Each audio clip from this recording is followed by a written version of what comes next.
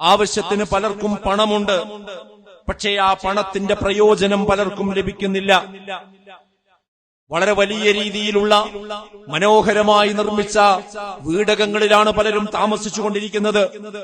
പക്ഷെ ആ വീടിനുള്ളിൽ സമാധാനം പലപ്പോഴും പലർക്കും ലഭിക്കുന്നില്ല. ഇന്റർനെറ്റിന്റെ ഈ കാലഘട്ടത്ത് പഴയ കാലത്തിൽ നിന്ന് വ്യത്യസ്തമായി കമ്മ്യൂണിക്കേഷന് അനന്തമായ സാധ്യതകളുടെ ഒരു ലോകമാണ് ഇന്ന് തുറക്കപ്പെട്ടിരിക്കുന്നത്. എന്നാൽ ഖേദകരമെന്ന് പറയട്ടെ, പഴയ കാലത്തുള്ള മനുഷ്യബന്ധങ്ങൾ ഈ കാലഘട്ടത്തിൽ ഇല്ല എന്നത് നമ്മെ ഏവരെയും വേദനിപ്പിക്കുന്ന ഒരു കാര്യമാണ്. കമ്മ്യൂണിക്കേഷൻ സൗകര്യങ്ങൾ വർദ്ധിക്കുന്നതിനനുസരിച്ച് യഥാർത്ഥത്തിൽ മനുഷ്യന്മാർ തമ്മിലുള്ള ആശയവിനിമയങ്ങൾ വർദ്ധിക്കുകയാണ് ചെയ്യേണ്ടത്. എന്നാൽ സൗകര്യങ്ങൾ ഒരു വഴിക്ക് വർദ്ധിക്കുകയും മനുഷ്യബന്ധങ്ങൾ മറ്റൊരു വഴിക്ക് തകർന്നുകൊണ്ടിരിക്കുകയും കമ്മ്യൂണിക്കേഷൻ ഗ്യാപ്പ് വന്നുകൊണ്ടിരിക്കുകയും ചെയ്യുന്ന വിരോധാഭാസമാണ് ഇന്ന് നാം കണ്ടുകൊണ്ടിരിക്കുന്നത്. അതുപോലെ തന്നെ ഓരോ ദിവസവും വലിയ രീതിയിലുള്ള പുതിയ പുതിയ മോഡൽ വാഹനങ്ങൾ ഇന്ന് നമ്മുടെ നിരത്തുകളിൽ ഇറങ്ങിക്കൊണ്ടിരിക്കുന്നുണ്ട്. എന്നാൽ വാഹനങ്ങളുടെ എണ്ണം വർദ്ധിക്കുമ്പോഴും റോഡുകളുടെ എണ്ണം വർദ്ധിക്കുമ്പോഴും ഗതാഗത സൗകര്യങ്ങൾ ഇന്ന് കുറഞ്ഞുകൊണ്ടിരിക്കുകയാണ്. നമ്മുടെ കേരളക്കാരുടെ നല്ലൊരു സമയം അവർ ചിലവഴിക്കുന്നത് റോട്ടിലാണ് എന്ന് പറഞ്ഞാൽ അതൊരതിശയോക്തിയാവുകയില്ല. ഈ മഞ്ചേരിയിൽ നിന്നും കോഴിക്കോട്ടേക്ക് യാത്ര ചെയ്യണമെങ്കിൽ പഴയ സമയം പോരാ, എത്രയോ മണിക്കൂറുകൾ ബ്ലോക്കിൽ നിൽക്കേണ്ടുന്ന സാഹചര്യമുണ്ടാകുന്നു.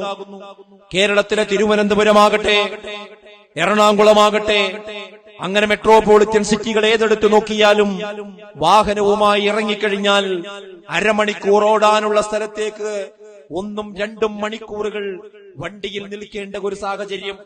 അതേ വാഹനങ്ങൾ വർദ്ധിച്ചു, പക്ഷേ യാത്രകൾ നടക്കുന്നില്ല എന്നതാണ് നാം കണ്ടുകൊണ്ടിരിക്കുന്നത്. മരുന്നും ആശുപത്രിയും വർദ്ധിച്ചുകൊണ്ടേയിരിക്കുകയാണ്. പഴയ കാലത്തെ അപേക്ഷിച്ച് ഹെൽത്ത് സെന്ററുകളും ചെറിയ ആശുപത്രികളും അങ്ങനെ അങ്ങ് മെഡിക്കൽ കോളേജ് വരെയുള്ള ഹോസ്പിറ്റലുകൾ ഈ മഞ്ചേരി ടൗണിൽ തന്നെ ഏത് റോട്ടിൽ നോക്കിയാലും നമുക്ക് ഹോസ്പിറ്റലുകളുടെ എണ്ണം കാണുവാൻ കഴിയും. എന്നാൽ ഹോസ്പിറ്റലുകൾ വർദ്ധിക്കുന്നതിനനുസരിച്ച് രോഗങ്ങൾ കുറയുകയല്ല ചെയ്യുന്നത്, രോഗങ്ങൾ പലപ്പോഴും മനുഷ്യർക്ക് വർദ്ധിച്ചുകൊണ്ടിരിക്കുകയാണ് ചെയ്യുന്നത്. മക്കൾ പലർക്കുമുണ്ട്, പക്ഷേ മക്കളുടെ പ്രയോജനം പലർക്കും ലഭിക്കുന്നില്ല. മാതാപിതാക്കളുണ്ട്, പക്ഷേ പല മക്കൾക്കും സംരക്ഷണം ലഭിക്കുന്നുണ്ട്. ഭാര്യയുണ്ട്, പക്ഷേ ഭാര്യയിൽ നിന്നുള്ള ഒരു തണല് പലപ്പോഴും ഭർത്താക്കന്മാർക്ക് ലഭിക്കാതെ പോകുന്നു. ഭർത്താക്കന്മാരുണ്ട്, പക്ഷേ ഭർത്താക്കന്മാരുടെ ഒരു സുരക്ഷിതത്വം പല ഭാര്യമാർക്കും ഇന്ന് ലഭിക്കാത്തതിന്റെ വാർത്തകൾ നമ്മൾ കണ്ടുകൊണ്ടിരിക്കുകയാണ്. നമ്മളൊരു ജനാധിപത്യ രാഷ്ട്രത്തിലാണ് ജീവിച്ചുകൊണ്ടിരിക്കുന്നത്. പക്ഷേ ജനാധിപത്യ രാഷ്ട്രം എന്ന് നമ്മൾ പെരുമ്പറയടിക്കുമ്പോഴും ജനാഭിലാഷങ്ങൾ പലപ്പോഴും നടക്കുന്നില്ല എന്നതിന്റെ എത്രയോ ഉദാഹരണങ്ങൾ കണ്ടും കേട്ടുമാണ് നാം മുന്നോട്ട് പോയിക്കൊണ്ടിരിക്കുന്നത്. വിദ്യാലയങ്ങൾ വർദ്ധിച്ച തോതിലുണ്ട് എന്നതാണ് നമ്മുടെ കേരളത്തെ മറ്റു സംസ്ഥാനങ്ങളിൽ നിന്ന് വ്യത്യസ്തമാക്കുന്നത് എന്ന് നമുക്കറിയാം. സാക്ഷരതയിൽ മുന്നിൽ നിൽക്കുന്ന സംസ്ഥാനമാണ് കേരളം.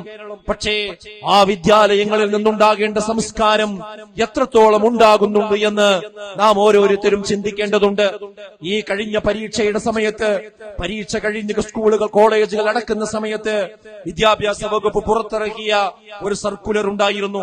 എന്താണ് ആ സർക്കുലറിൽ പറയുന്നത്? സെന്റ് ഓഫുകൾ പാടില്ല, കുട്ടികൾ കൂട്ടം കൂടാൻ പാടില്ല. ഓരോ സ്കൂളുകളിൽ നിന്നും കുട്ടികൾ ഇറങ്ങിപ്പോകുമ്പോ തൊട്ടടുത്തുള്ള പോലീസ് സ്റ്റേഷനിൽ വിവരമറിയിക്കണം.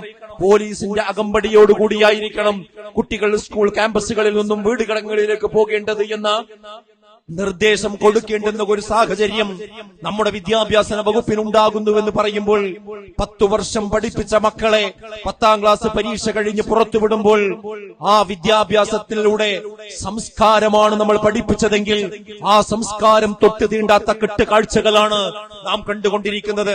യൂണിഫോമുകൾ വലിച്ചു കീറിക്കൊണ്ടിരിക്കുന്നു. റോട്ടിലൂടെ പോകുന്നവരെ നേരെ അവർ അക്രമോത്സുകത കാണിച്ചുകൊണ്ടിരിക്കുന്നു. പരസ്പരം വഴക്ക് കൂടിക്കൊണ്ടിരിക്കുന്നു. വാഹനങ്ങൾ അനിയന്ത്രിതമായി ഓട്ടിക്കൊണ്ടിരിക്കുന്നു.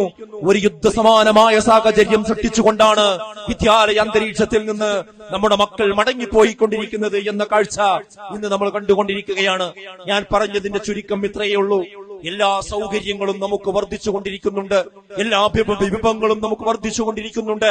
പക്ഷേ ആ വിഭവങ്ങൾ കൊണ്ട്, ആ സൗകര്യങ്ങൾ കൊണ്ട് മനുഷ്യന് ലഭിക്കേണ്ട താങ്ങും തണലും സമാധാനവും നിർഭയത്വവും പലപ്പോഴും ലഭിക്കാതെ പോകുന്നു എന്ന വിരോധാഭാസമാണ് നാം കണ്ടുകൊണ്ടിരിക്കുന്നത്, അനുഭവിച്ചുകൊണ്ടിരിക്കുന്നത്. അഥവാ സ്വസ്ഥതയില്ലാത്ത ഒരു സമൂഹമാണ് ഇന്ന് വളർന്നുകൊണ്ടിരിക്കുന്നത്.